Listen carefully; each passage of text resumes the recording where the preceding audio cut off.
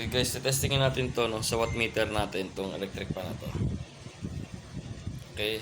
Ang purpose ko dyan, kasi meron tayong power station. Ito ang power station. Ngayon itong electric pan na to, ayan. Nakikita ba siya? Ayan, 35 watts. Okay. Ngayon, gusto ko lang malaman kung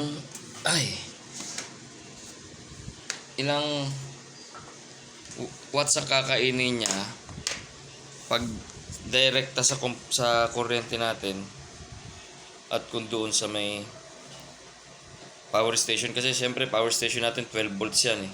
12 volts tapos may inverter siya papuntang 220. Yun ang gusto ko makita. Kung mas tipid ba siya o pareho lang nakakainin niya, it's 35 watts. Kasi syempre may limit lang tong power station natin eh. Kaya saksak natin. Guys, umigot na. Kaya yung pinakain niya is konsumo niya is 23 watts. Natin kung ma-maximum natin yung speed. Ito wala. Mababa. Ayan, mas mataas. Ito yung pinakamataas yan. Ayan. Okay, 32. Kasi medyo maganito eh. Kailangan lagyan ng oil. Pero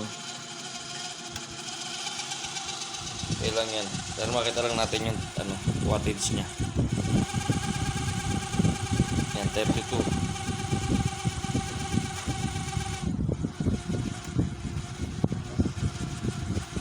Okay.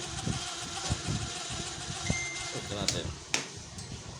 Saksak natin dito sa sa power station natin. Okay. Ganahan natin yung AC.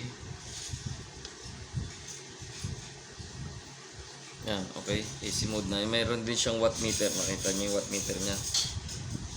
0 pa ngayon. Yan, sa baba. Saksak natin.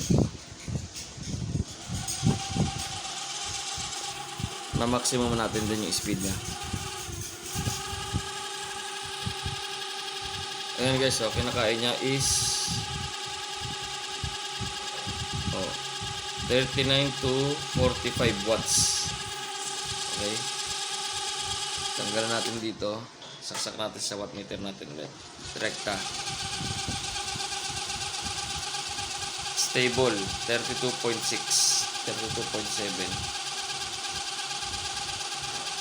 Okay. Ngayon dito. Ayan. 45 pinakamataas niya. So, ibig sabihin, mas malakas kumain tong electric pan na to pagka dito sa power station natin. Kasi itong power station natin may limit lang to. Parang, lang to eh. Parang 40,000 amp hour lang to eh. So, kung magmamat ka sa 45 watts, mauubos agad. Okay? Yan ang gusto kong malaman ng na nakita natin. Pagka gamit natin yung rekta na AC, gamit yung 35 watts na electric fan, dito pumapalo siya ng 32. So, almost 33. Pero pagka sa power station, yun, 45 maximum niya. Okay, 39 to 45 siya. So, kung may power station kayo, nagganto lang na portable, tingin ko hindi advisable yung ganyang kalakas na electric fan. Kasi uubusin niya yung power na ito. Lalo na kung nasa camping kayo, hindi uubra dahil mag-overnight kayo. Ubus ang power para sa gantong classic electric fan.